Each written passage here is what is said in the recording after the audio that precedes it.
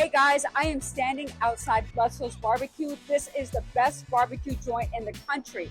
And I'm gonna go in and interview Kevin Bludso. This is very special to me because I used to go to his barbecue joint when it was in Compton, and look at him now. So we're gonna go in, talk about his entrepreneurial journey, and hopefully get some good ass barbecue. Let's go. Hi you guys, we are on TikTok Live with the legendary Kevin Bludso. And I am so super excited because he is the best pitmaster in the world. I'm just going to say that. And he is the host of Barbecue Showdown, which my fiance and I watch right before we go to sleep and we get so hungry. What's your favorite on there? Oh, the girl that won. This last night. Shatika, that's right. She was so good. She was like an underdog, right? Yeah, she was the underdog and she came back. So had a lot of luck. she did. And Kevin is a James Beard Award winner. I mean, come on, right? This is really incredible. So Kevin, I really appreciate you joining me. Thank you so much. It's awesome. So one thing you don't know, I don't know if you've heard this, but I used to go to your barbecue joint on Long Beach Boulevard, right? When you had a walk-up, when you had a walk-up with the pressing menus, where you push press menus, I remember that. You OG then. I am OG, and I used to go there all the time. I was like, you know what, this is the best barbecue I've ever had. And the red velvet cake, Yes, my mom.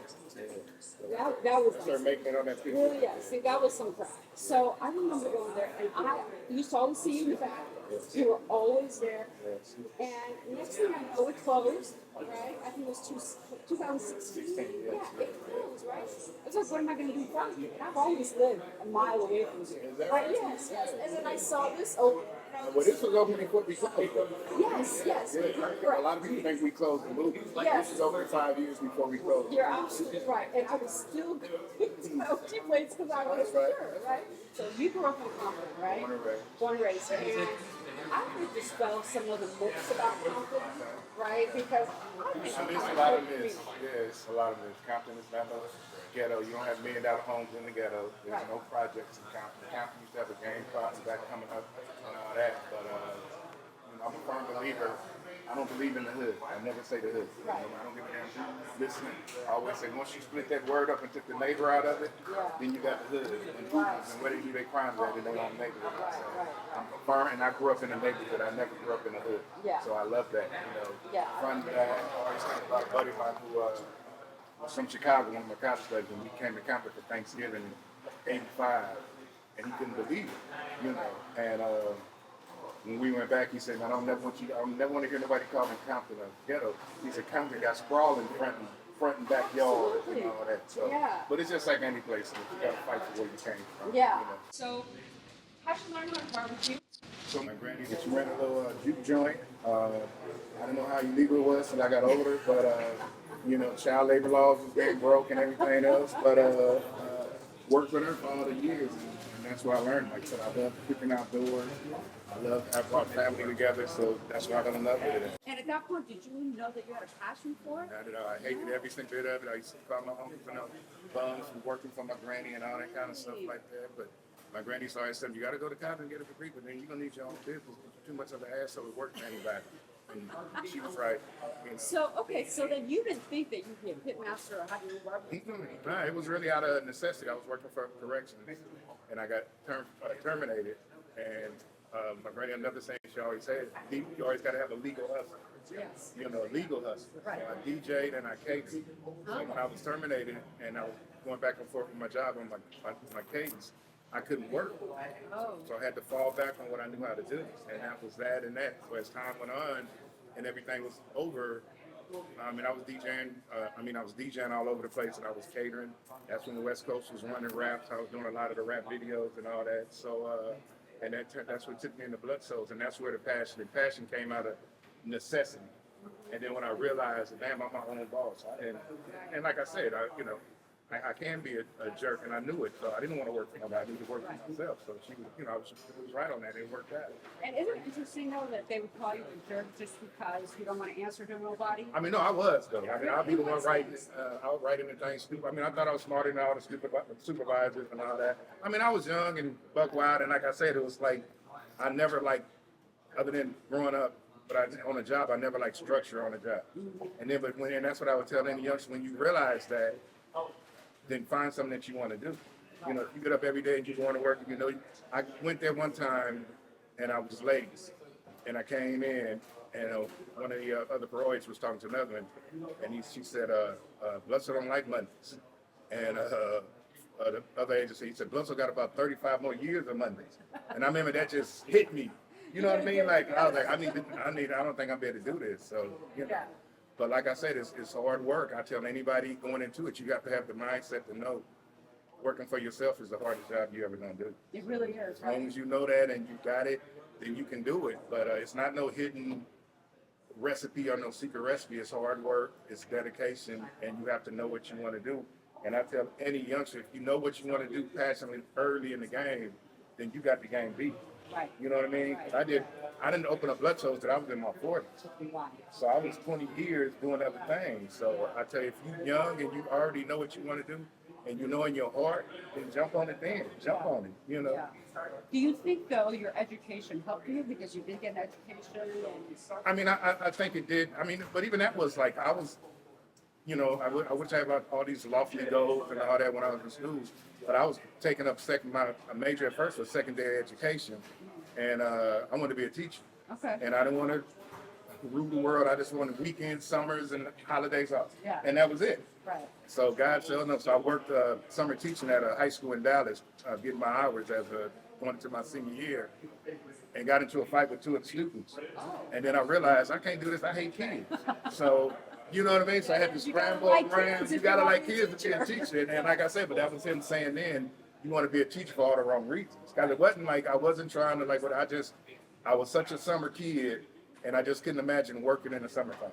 Right. So I'm going to go to school for 4 years to be a teacher and hate the kids. So that didn't work out. I mean, your barbecue is really the best I've ever had. Yeah, thank you. I have lived in Texas. I used to live in Beaumont. And Okay. I used to live in Houston. I'm a Good Cowboys food fan. and me too. Yeah, In fact, I'm a we feed them tomorrow. You're kidding. We feed the Cowboys in I'm Oxnard jealous. tomorrow. Every year we feed them. Jealous. Yeah, I'm a Cowboys fan. So I used to have the barbecue in Texas. And then when I went to your spot, I was like, oh my God, this is it. I missed it so much. And you know, your brisket is the only brisket I eat. Thank you so much. I don't Thank even you. like brisket. Yeah. What do you do with your brisket that makes Low, it so? we keep it low and slow like a 6-4.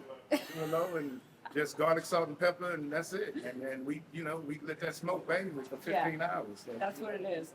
Yeah. And you know, so what are some of the challenges that you had when you first started Bludso's, and then when you opened this up and added the I mean, any challenge is finance. Like I said, I opened up on a shoestring budget. Right. So, they say, get a small business loan. They're not giving us no small business loan. Right. We opened up on a straight shoestring budget. Like I said, it was a whole lot of steps I didn't know. And I tell people, if you're going into business, you have to understand I know how to cook, I know how to do this, but the business of the business is serious. Yes. So. How did you learn that? I mean, through trial and tribulation. Right. You know what I mean? Failure, the wrong accountants and all kind of stuff. Because like I said, I wanted somebody to concentrate on that part while I concentrate on this part. Right. Because the food has to be incredible. Absolutely. So you can lose a lot Yeah. not knowing that. So I tell anybody, understand the business of the business and you'll do great. And then, so how did the other locations come about? So my buddy James, so I was going to partner with these other people. Not going to say no names. Okay. And this is a true story. And I was sitting there having a meeting with them. And they gave me a check for like $400,000 to come to their restaurant just as a, whatever. Yeah. But while we was talking to him, the guy who was going to run the restaurant group that came in before I signed the deal and everything. And he's like, hey man, welcome. Are you ready to work 100 hours a week? You're like I just been working. Yeah, so, and this is true. So when he said it, and I got up and I had to go outside and think about it. Then I came in and I said, man, I can't do that. Cause, so they was like, what? I said, the brand is already set. Yeah, you I paid did the your hard dues, work. right? Yeah. And for him to tell me that, then it's no, and I walked away. Wow. And then my new partners, James, Can I ask you a Star. question about that? What gave you the confidence to be able to walk away? I mean, most because people be like, I'll take it. Yeah, but you can make $400,000. You can make that $400,000 one time, or you can make $400,000 1,000 times. Exactly. All money is not good money, and you have to stick them. Like I said, I knew I was done in the kitchen. Yeah. So once you know that, you have to act on it, and this is nothing. Right. You know, and then I have James and them come, who are my partners to this day, younger, and the first thing they said is what, you know, they didn't have no whole lot of upfront money, but they said, what do you want? What do you want to do? Where do you want to go? And that's what I wanted to hear. Right. You know what I mean? And they were still young enough to do the things that I needed to get done. And they still the same way right now. Like I had a vision for the festival we just threw in Compton last week, and I had a vision, and I've never done a big festival. I mean, we had over 2,000 people out there. I was out of town. I Yeah, still you wanted missed to it. Yeah, it was incredible. But so as soon as I said something about it months ago, all of a sudden James got these people come because I didn't even know you had a festival organized. Okay, what do you want to do? What do you want to do? That's what I want to do. I want to give back to the city. I want to bam, bam, bam, bam, bam. Now, all of a sudden, we thought one of the biggest, best African-American barbecue things ever. And nobody got shot. Nobody got shot. And, you know, and people say that, and I always say nobody never gets shot. Like they say that, and they expect that. I've been to all kind of events in Compton. There's never been that. I've never been to anything in Compton that there was a problem. And when people say that, that kind of gets me on my nerves because they, nobody got shot. Nobody got. I said, well, do you say that when you go to an event in Beverly Hills? Nobody got arrested for tax invasion or nothing like that. So it should be the same way. But it was beautiful, and we plan on doing it every year. We plan on doing one in the Bay Area next year. Oh, you do? Yeah. Because a lot of the guys who were the teams, they don't have the money to get in a big barbecue festival. So I wanted them to feel like they were in a big barbecue festival. They really did. That's amazing. Yeah. I mean, you're giving back, right? You to know what it was like. You didn't have any money. Yeah, that's what I'm saying. Yeah, business is tough. Yeah. You know what I mean? Business is tough, and I tell anybody, unless you're coming in with money, be prepared not to make no money for 3 or 4 years. Absolutely. You know, be prepared to work for free. You know. Yes. Because, you know, a lot of the young people now think that it's easy, right? They want immediate gratification. They don't want to work for nothing. They don't think they got to put in the time. And, you know, you're the perfect example. Like I said, every time I would go there, you'd get back. Every time I go there, it was scare, right? And they don't see that. What they see is this nice restaurant that you got and all your success. And they don't see all the stuff that went behind that success. Yeah, they don't see the hard work. So, right. You know, I mean, like I said, I tell anybody, it's you know, I give anybody help. Anybody want to learn something, I tell them because, you know, it's like I said earlier, it's not a secret recipe. You know, you have to be dedicated, and you have to want to work, and you have to be prepared to work. As you started to grow, how did you keep the quality the same? Because that's that's from your team, you know, and so when you're training them on what you want every single day, and like I said, I'm a stickler for this. I need to see this every single day. And that person you train in, like my granny was my granny was a stickler.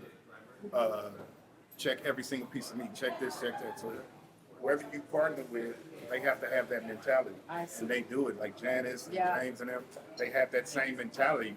Some of the other cooks, that same mentality. I watch them picking them, you know, like we were up last night prepping oxtails for the Cowboys. And then I go ready to work. And I watch them, and they doing it exactly like I like it, and I just love it. So they take the brisket and go like this, because that's what I learned from watching Barbecue Showdown. They test it, like that. You want to make sure it's got that jiggle and all that. And they do all that. I mean, I train, and we bring the guys out to Texas to train with me on the pits out there and all that.